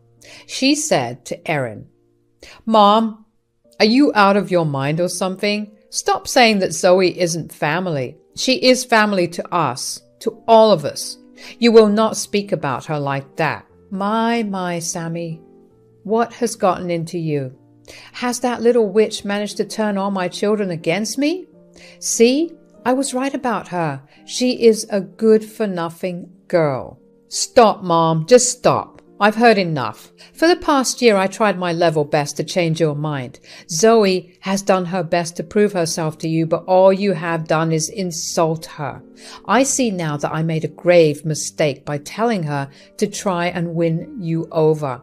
We wasted our efforts for nothing. You should have put in the effort to find a better bride for yourself and impress me. For years, I have tried to model you, to choose the right partner, but I see I have failed. That which has you trapped, just like I imagined. You will not speak about my wife like that, Mom. Zoe has done nothing to make you act this way. You know what? Have it your way. If Zoe is not worthy of being your family, you are not worthy of being family to me. You can consider my Thanksgiving invitation declined, and actually, I don't think I would show up to any of the events you host in the future. There was a stunned silence on Erin's end. I guess she was trying to gauge if Aidan was bluffing or speaking the truth. Erin was convinced that she had Aidan wrapped around her fingers, but Aidan had already proven that wrong by marrying me. She was clinging to the hope that he wouldn't follow through with the words. Still, Aidan's words offended her. She said, "I understand that you are angry because you think you're in love with Zoe. But if I were you, I would rethink my words. The day when Zoe would betray you and take all of your money, you will need your mom. I know people like her. It's what they do. Don't throw away your poor mother to defend trash like her." My wife is not trash, Mom. You will understand that one day. But for now, I can tell you for sure that I won't be around you anymore, and neither will Zoe. You can't do that, Aiden. You need to show up for Thanksgiving. It's your special family day. Like I said, Mom, I don't consider people family who don't consider my wife's family. Same for me. I consider Zoe's family, so you are also upsetting me by not inviting her. Count me out as well. I won't show up. You two have lost your mind. The invitation is on the table and I will be waiting for you. You will come to your senses and show up. Don't hold your breath, Mom. Aiden said that and hung up. I sat there silently while he couldn't even look at me. We sat in silence for a while until Sammy arrived at the house as well. I guess she wanted to give us some moral support. The talk that followed was super emotional, so I won't be sharing it here. But I will tell you what we discussed at the end of our conversation. I said, "You guys don't have a sacrifice family time for me. I will be fine. I will join one of my friends or take a double shift at the office. I won't be lonely or sad, I promise." "You don't have to do that. Zoe, it's my mom who's wrong. You don't have to compromise for her every time. And you won't have to be alone. You will spend it with your family. That is me. We won't have to join my mom's horrible dinner anymore. And me as well, Zoe. Like I said, I won't go to Mom's place this Thanksgiving. In fact, I don't think I will ever go there again. We will stay in and do our own thing." I was truly touched by what they said. They were literally to ditch the entire family just to make sure I was not lonely on Thanksgiving. I sure knew then what I was thankful for that year. Erin's words didn't hurt as much anymore. It did stir some anger inside me, but I managed to keep it down. I wasn't going to stew in anger for a worthless and vain woman like Erin. Suddenly, I had a bright idea. I said, "Why don't we have our own Thanksgiving party? I know it's just the three of us, but we can still make it work. I can make a good turkey, so dinner won't be a problem. The only problem will be eating leftovers for a week since it's just the three of us." "I think that's a great idea, actually. Wow, I never thought of actually having a separate party altogether, even if it's 3 people. We can maybe invite some of our office colleagues who can't go home for Thanksgiving. I have some friends who would like to join as well. Mom never allows us to invite anyone over who is not family. They will be different. It will be new and special, and it will deflate Mom's big ego." Aiden and Sammy seemed genuinely excited about having a separate plan. It was true that Erin was very strict about the guest list and didn't allow people who were not family. Not even close friends who needed company. She was a freaking hypocrite. Anyway, I was pretty happy with our plan until Sammy suggested we do something better. She said, "You know what, Zoe? Let's invite everyone else in the family as well." "Actually, I've been thinking about the same thing. They deserve an invite too. They have done nothing wrong. Everyone loves you except my ridiculous mother." "I don't know, guys. Will that be okay? We will extend invites to them and explain the issues. They would want to know why you are not coming to Mom's Thanksgiving dinner. We won't lie about what happened. We will just give them a choice and let them decide." Now, this is some murky territory there. Did I want to be petty and invite the whole family? Yes. Did I want some sweet revenge by having some family show up to my Thanksgiving dinner instead? Yes. But I never did anything this petty before. It was then I realized what a doormat I have been to Erin and a lot of people in my area. I rarely stood up for myself or taught people a lesson. I can't do that anymore. I needed to grow a spine just like Aiden and Sammy. So with a glint in my eyes, I said, "Let's do it. Sounds like a good plan. You were right. The family is bound to ask why Erin's own daughter-in-law was missing from the party. We won't hide anything. She doesn't care about my feelings. Why should I care for her? You don't have to anymore. I think it's time we all cut ties with Mom. She's becoming even more toxic than before, and I am getting tired of her shit. I'm contemplating giving no contact for a while. Count me in. I could use some time away from Mom's drama and ridiculous judgments, so we will stick to this plan and send invites. Don't worry, Zoe, I will help you as best as I can. This Thanksgiving will be epic. Sammy was right. The Thanksgiving dinner was epic. I will slowly tell you why and how. But first, let me tell you what we did. We invited everyone we could think of who didn't have Thanksgiving invitations. We invited colleagues and friends, and even Sammy got some of her friends who couldn't afford flight tickets to their home state. We also sent out invites to all family members along with a short explanation of why we are hosting a separate party. Our recorded conversation with Erin came really hard for people who wanted to know more. Surprisingly, everyone was furious on my behalf and genuinely reconsidering going to her place. With all the hustle and bustle, we worked hard to arrange a good spread. We did good and had a blast on Thanksgiving. It was the best I had in my life. Now, I know you were curious about what happened to Erin and my revenge against her.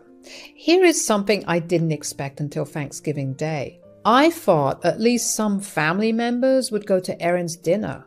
Nope. Everyone turned down her invitation. Not one family member went to her party or even wanted to go. How did I know?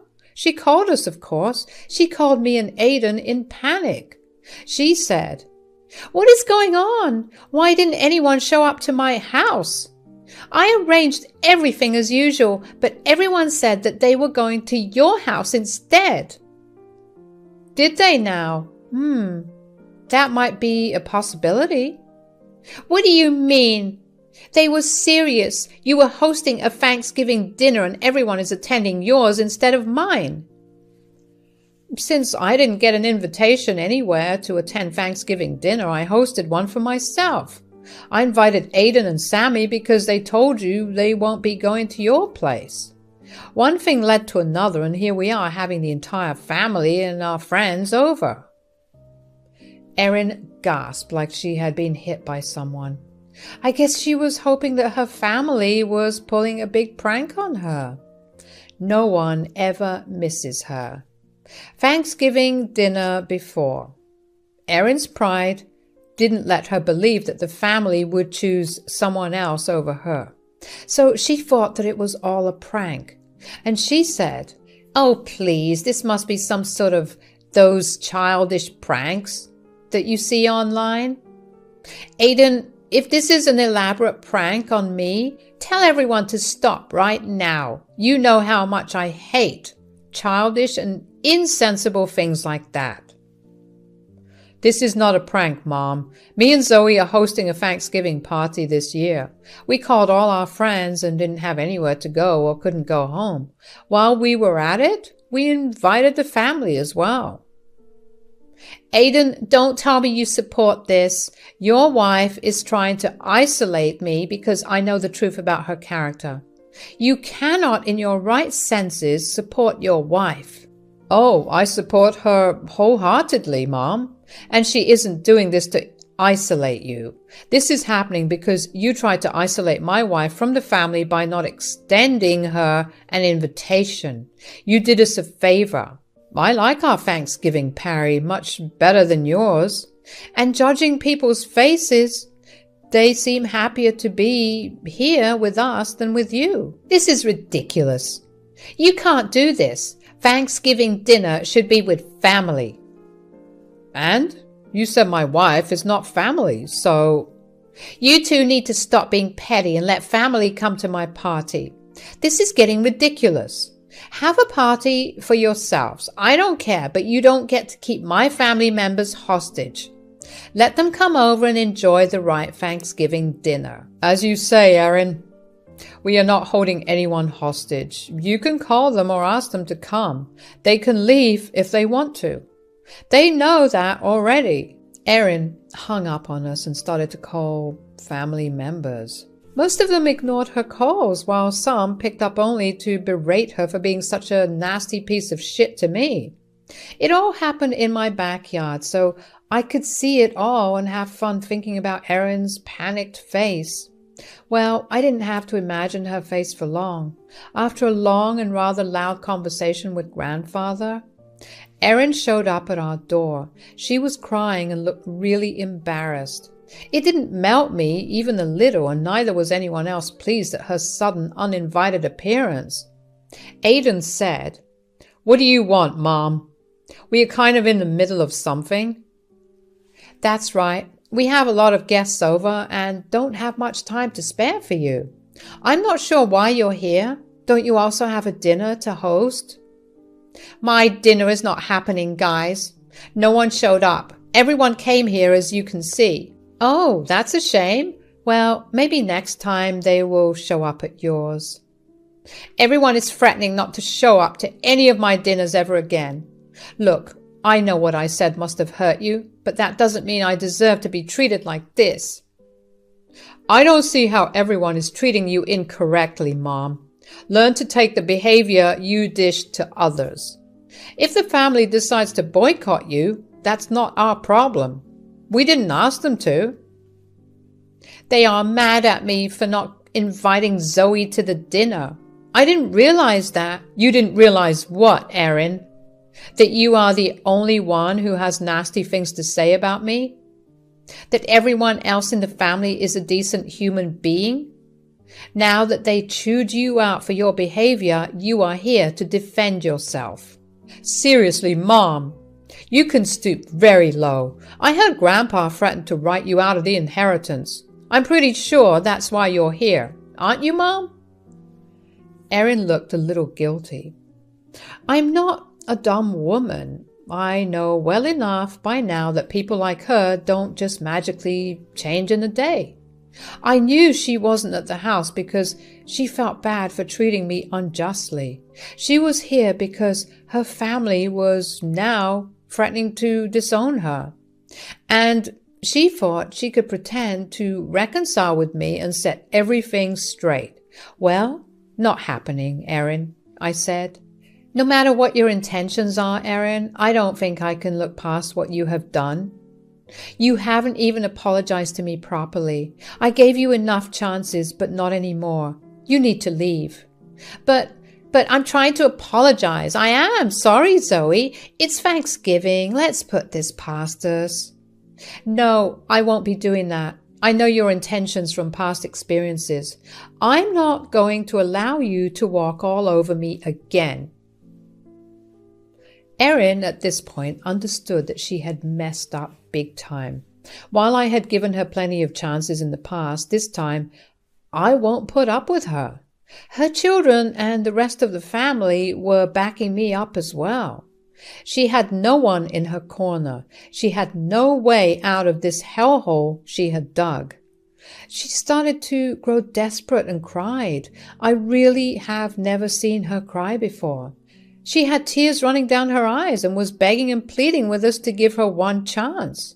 It was honestly the best thing to ever happen to me. I didn't care if she was crying, and neither did her children. It was actually very irritating and annoying for us. She was spoiling our mood. So Aidan said, "We said what we all had to say, Mom. You need to leave now. You're spoiling our mood, and we have guests to attend to." "Won't you let us inside? Today is Thanksgiving. Let's just have some dinner and sort out our feelings. Everyone is here already, and I am also family."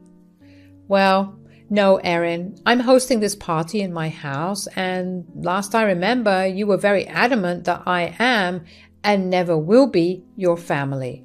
That's why you never got an invitation in the first place." Erin looked like we had physically slapped her. Her expression was hilarious and pathetic at the same time. She kept crying and begging us to reconsider. Aidan and Sammy refused on my behalf and reminded her that she needed to leave. Eventually, when no one came to her rescue or even invited her in, she left crying. We went back to the party where we were surrounded by love and warmth. Guys, the family was not kidding when they said that they would cut her off. After that incident, no one ever attended a party she attempted to host. I say attempted because she had no friends because of her nasty attitude, and family members had boycotted her already. This meant that no one showed up to her party at all. The fact that none of her children were talking to her also set her off. She cried, begged, and pleaded with us almost every week over the phone. When we blocked her, she showed up at her door. When we let her in and told her to stay away, very unsurprisingly, me, Aidan, and even Sammy discovered that our lives were much better without Erin around. So we are still thinking to our no contact while Erin is still trying to get back in our good graces. Hello guys, this is Ashley talking to you through my writing. Now, all of the names I used are fake. This is mostly because I own a fairly successful business and I don't want this story coming back to me. So, a little background about me and the people in this story. I met Carter through work. We were actually doing the same side job after we graduated college. It was nothing fancy. We were actually McDonald's employees. He was working to pay for college while I was working to survive. I didn't have the means to pay for college. I do have a lot of regrets about that. What can I say? I lost my parents in an accident and didn't have any family who would take care of me. I came from a poor household, so there wasn't much money left for me either. So college was always out of the question for me. Now, let's talk about Carter's mother, Sandra. Sandra had a fancy college degree and considered herself better than everyone else. She is a true narcissist and loves to control people and meddle in their lives. Also, she was super mean to me and made fun of me for not having a college degree. When I was young and stupid, I let her bully me into doing things for her. I used to drive her to places, cancel or make plans according to her demands, and many more. Slowly, through the years, I had realized that Sandra didn't care about me at all. She was simply enjoying the power trip of having control over a lowly woman like me. When I realized that, I started to distance myself, but when Carter's father died, Sandra stuck to us like a leech. She loved to dictate our lives even after I and Carter had gotten married. When we moved away for work, she followed us and demanded that Carter take all her financial responsibility. At that time, Carter had just bought a house and didn't have the means to support his mom, so he said, "Sandra, I don't know what to do about my mom. I'm going sick with worry. She refuses to get a job and God knows why she moved here." I think we both know why. Sandra is trying not to lose her control over us. Don't forget the fact that she convinced you not to put me on the house deed because we will divorce in the future. I know, Ashley, she's just worried about me. Now, I don't know what to do about her. I guess I'll have to take a second job.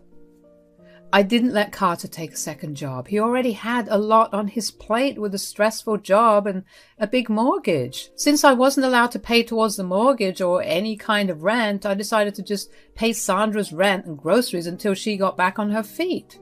I was really hoping that she would come to her senses and finally get a job. Guys, Sandra never took a job.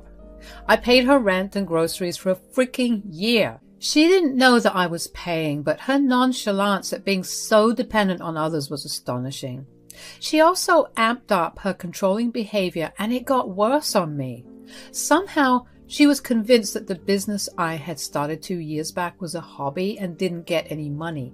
So she tried to micromanage me by keeping track of my spending and berating me for buying anything for myself. It was getting really annoying, and she just would not stop. Even after Carter talked to her, Sandra continued to harass me about my expenses and berate me for freeloading on her son. It was bizarre since she was the one freeloading on us. But I had kept my mouth shut. That was until the day when she angrily came to our house and said, "What is this that I'm hearing? Carter told me that you were going on a vacation. This better not be true. Tell me, Ashley, are you really going on a vacation?" "Yes, Sandra. We booked everything for 3 months from now. Me and Carter have been working very hard for the past year, so we thought of taking a break." "You can't waste money on a vacation when you're broke. I will not allow you to waste my son's hard-earned money like that. Only deserving people can go on vacations.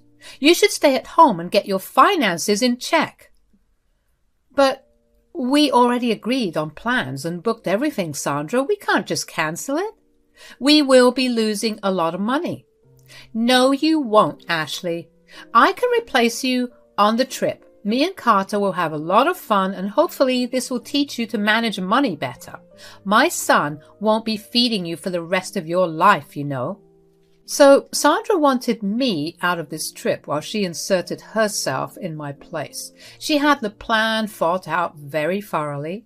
Since we didn't offer her to join us on this vacation, Sandra came up with this plan instead. She wasn't faking her concern for my financial well-being, though.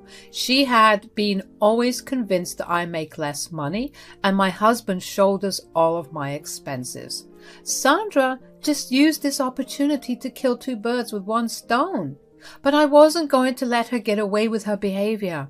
She needed to be put back in her place. I have suffered being insulted by her for years. I wasn't going to take this any longer. I said, "Looks like you have thought things through very carefully, Sandra. You made a whole plan about how you would replace me on this vacation." "Of course I made a whole plan. It is my son's money that you are going to waste. I know that your little hobby doesn't generate any profit and you rely on my son to fund it. It is already ridiculous that he wastes a lot of money on your hobby. But thankfully I'm here to make sure you don't exploit him and bleed him dry." "Well, the hobby you keep referring to is an actual business, Sandra, and I don't see how you are being any different from me. You don't pay your own rent or even pay for your own groceries." "How I live my life is none of your business, Ashley. I am not answerable to you. You should concentrate on your own life and stop wasting money. You need to concentrate on being financially better, and after that, you can go on a luxury vacation." So, how Sandra lived her life was none of my business, but somehow my life was always Sandra's business. That's some intense double standard right there. It just shows how controlling and entitled Sandra was. She really expected me to listen to her and abandon the vacation I paid for, and she wanted me to stay at home while she had a gala time with Carter once she replaced me on the trip. I couldn't believe the audacity of this woman. By then, I had reached the limit of my patience, so I calmly looked at her and said, "You are right, Sandra. I guess I really should make better financial decisions. I've been wasting my money on some stupid things for a while now." "Good that you are listening to me and realizing the importance of money. I'm sure you will make some wise decisions and avoid things that are unnecessary." "That is right, Sandra. Thank you for being the ever-present tree of wisdom. I will take your advice and start saving money immediately." Sandra's eyes immediately lit up with satisfaction. She thought that she had gotten her way. Sandra thought that she had successfully stopped me from having fun while bagging herself a luxury vacation. Once again, she had exerted control over her daughter-in-law and satisfied her huge ego. But those were all dreams. I wasn't going to give her what she wanted. Sandra didn't know that. She simply smiled at me and said, "So you will be canceling the vacation to save money, right?" "I never said that, Sandra. But you can't afford to spend so much money on a vacation. You need to save money and then think of luxury expenses." Okay, then I will stop paying your rent to save money. I'm sure that if I stop paying your rent from this month itself, I can easily save $6,000 when I leave for my vacation. Now, this was Sandra's turn to be surprised. She was really taken aback when I said that. She looked really nervous and tried to gauge my attitude. She wanted to be sure that she had heard me correctly. I stayed cheerful while smiling widely at her the whole time. She looked flustered and said, "What? What the hell are you talking about? What do you mean you'll stop paying my rent? My son pays my rent." "Oh, you didn't know, Sandra? Well, I've been paying your rent for the past year, Sandra. Your son already has a lot on his plate with the mortgage, so he begged me to help." No, that's impossible. You are lying to me. Carter is the one paying for my rent. You cannot afford my rent. You don't even have much money. Again, Ashley, the hobby you keep talking about is an actual business. So yes, I do have money since my business has been running quite well. In fact, I earn more than Carter at times, so I was the one sending you rent money. No. This must be one of your lies. You just want to go for a vacation and be a spendthrift. So you are making up lies and making it look like you earn good money. I was amused at Sandra's grave denial of my words. She was still convinced that I was a loser who needed to be controlled and groomed. It was pathetic and insulting. Sandra was being a huge witch, and she would soon pay for it. As if God was watching me, Carter arrived home right then. He could sense the tension in the room and said, "Hey guys, what's going on?" "Carter, your wife has gone crazy. She's saying that she's been paying my rent." "That is true, Mom. Ashley has been paying your rent for the past year. So I bought the house. I'm responsible for the mortgage. So she had been helping you out with rent and even groceries." Sandra looked absolutely shocked when Carter confirmed what I said. My poor husband was very confused about what was happening. Sandra looked openly anxious while I was just sweetly smiling at her. Carter was so confused. He said, "Guys, please tell me what's going on. This is not looking too good." "Well, Sandra here wanted me to cancel my vacation and stay at home. Something about saving money and all." "What? Mom, I told you to stay away from this topic. We talked about it, Mom. What the hell?" Sandra looked like she was caught in a crime. She had already approached Carter about the vacation. I was already very curious and wanted to know more. I said, "Sandra talked to you about this before?" "Yes, Ashley. I didn't tell you because I knew you would be annoyed." "Mom, what the hell? When will you stop meddling in our lives and try to control us?" "Ashley, what did she tell you?" "Oh, she wanted me to stay at home and save money so that I don't mooch off of you any longer. And she had an entire plan about how she would replace me on the vacation and go with you instead of me." Carter looked really pissed. I didn't need to tell him that Sandra had also insulted me a lot. He knew what his mother was up to. Sandra was looking really panicked and knew what was coming. When Carter gets mad, he raises hell. He said, "Mom, what the hell is wrong with you?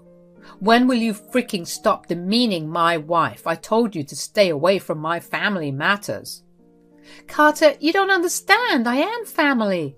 I can't see my son go broke because he married a loser like Ashley. I mean, she's planning a luxury vacation after earning peanuts from her hobby." "Mom, Ashley runs a damn business and she gets enough money to afford 2 vacations like this in a year. I told you that already." "I'm sure Ashley has been living on your income for a while. You were just trying to protect her. You don't have to lie to me, son. There is no way she is earning so much money from a small business. She isn't even a college graduate." Sandra really messed up by saying that. She had hit a nerve. It has always been a sore spot for me. In her frenzy of proving herself to be right, Sandra ended up hitting the most sensitive part of my life. I was instantly angry and Carter was even more furious now. He said, "Mom, how dare you say that? I've told you multiple times not to disrespect my wife. You still haven't stopped." But I'm only telling the truth. Ashley isn't even that educated. She needs to learn from people who are. So she needs to cancel this ridiculous vacation and focus on saving money. Mom, stop this right now. You have no right to humiliate my wife like that. You have lost all respect I had for you. This is insane. Carter, you are overreacting. You need to stop sheltering your wife and lying to her. Ashley clearly can't make enough money, so I'm guiding her better. I'm sure Ashley will appreciate my advice. Sandra was full of herself as usual. She expected me to agree with her. How could I not? I was a poor woman with no college degree, right? That was what she had thought. But she didn't know that I didn't need a college to be better than her. I smiled at her and said, I don't need your advice, Sandra. I am a successful woman who definitely doesn't need advice from someone who lives off of others. But you are right, though. I really should not waste my money on unnecessary things. So I will do as I planned. I will stop paying your rent and grocery bills from next month. Ha! I don't believe your threats, Ashley. My son will pay my rent and grocery bills. You never spent a cent on me anyway. You were just lying. Okay then. Here, check these out. I have digital records of all the money I sent to you from my own account. I handed my phone to Sandra and let her see all the proof I had. She kept scrolling through the transactions and even saw how much I made every month. Her eyes bulged out and she couldn't believe what she was seeing, but she had to believe it. It was some damn good evidence. So she scrolls through my bank transactions and then laughs nervously before saying, Oh, this is great. I'm glad my daughter-in-law is doing so well in life. It's truly amazing how talented you are. Looks like you won't have to save money for the vacation after all. Oh, no, Sandra. You were right. I was wasting my money and not making some good savings every month. I really do need to cut back on my expenses. I'm sure 1 month's notice is all you need to get a new place or figure out a way to pay your rent. Oh, come on now. Let's not be hasty about the rent. I'm just a poor old woman who made a mistake. Let's not hold grudges. This is not a grudge, Sandra. You have opened my eyes to how badly I had messed up by taking your financial responsibilities. You are in perfect health, and I am sure you will find some great job with your fancy college degree. You better start looking because you have 1 month. I said this with a very serious face. Sandra knew that I wasn't freaking joking. I really was going to stop paying her rent. And she could say goodbye to the grocery bills I was paying every month as well. Sandra immediately went into a panic and started to cry. She said, Ashley, please don't do this. I was pretty stupid to suggest you cancel your vacation. That was rude of me. I'm sorry. You can definitely go ahead with your plans. Oh my God, thanks for the permission, Sandra. Not that I ever needed your freaking input on how to live my life. I will be going on this vacation and I will be cutting you off rent as well. That's final. Carter, please make Ashley see the reason. She's threatening me because she's mad at me. Won't you support your poor and elderly mother? So she has now turned to my husband for help. Sandra thought that Carter would act like a dutiful son and side with her. What she didn't know was that Carter was done with her shit too. We had been discussing Sandra's controlling behavior and had decided to cut her off after the next fiasco. And this was her last strike. Carter wasn't going to speak in her favor anymore. He said, I support Ashley wholeheartedly, Mom. She's right in her decision. She was generous enough to help you when you intentionally left your last job, but you have always just berated her and tried to dominate her because you have a college degree. I know, I was wrong, Carter. I have already apologized for it. Your wife is being stubborn. What you did today was the last straw for us, Mom. One apology doesn't solve it. We have been letting you get away with your controlling behavior for a long time now. But we won't do that anymore. And we will start by cutting you off financially. You cannot do that to me, Carter. You cannot take your wife's side over me. I'm your mother. You know that I won't be able to pay the rent. Do you want to see your poor mother homeless? like Sandra said, Mom, you have a college degree, so you'll get a job. It's time for you to live your own life and leave us alone.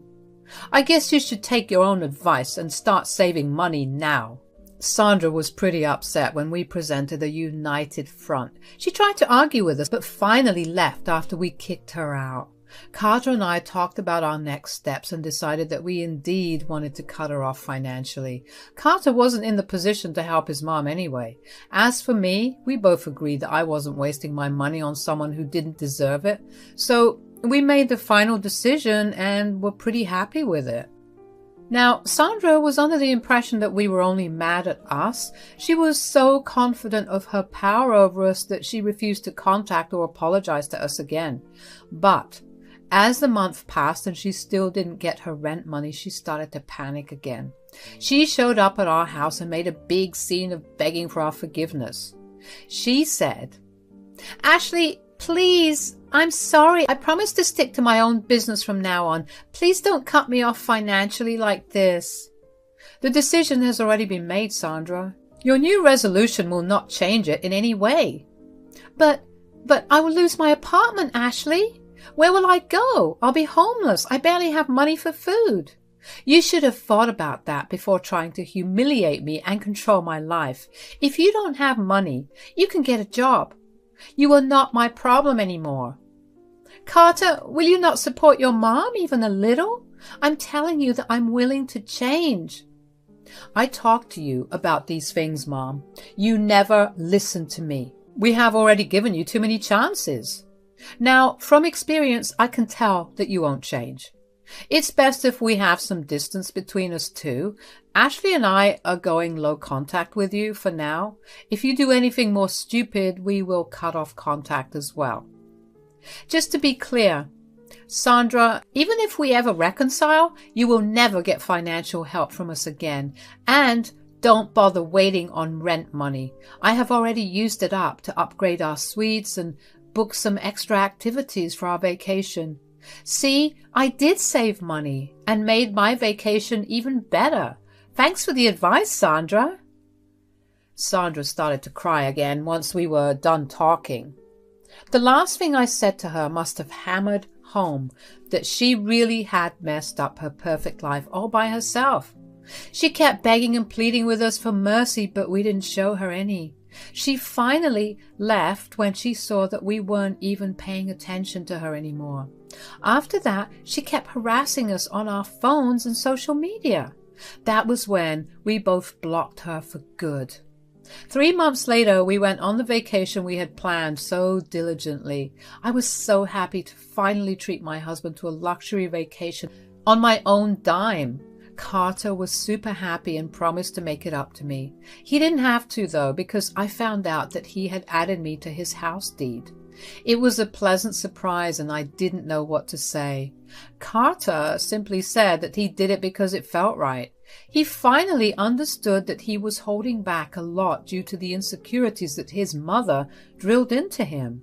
Sandra fed him some major bullshit so that she could keep him under control. He went along because he didn't know any better, but now he's slowly starting to change after we removed Sandra from our lives. Meanwhile, Sandra did end up taking a small job. Because of the huge gap in her resume, she couldn't get a well-paying job. She had to settle for a low-paying job, especially because our town didn't have any good jobs and she hadn't worked even after getting a college degree. She has moved to a small rented apartment and shares it with roommates. She does try to reach out at times, but we ignore her. Carter is seeing a therapist, and a lot more of Sandra's controlling behavior is coming to the surface. Sorry, but I don't feel comfortable sharing it here. Carter is working on it, so it looks like we won't be having a relationship with Sandra anytime soon.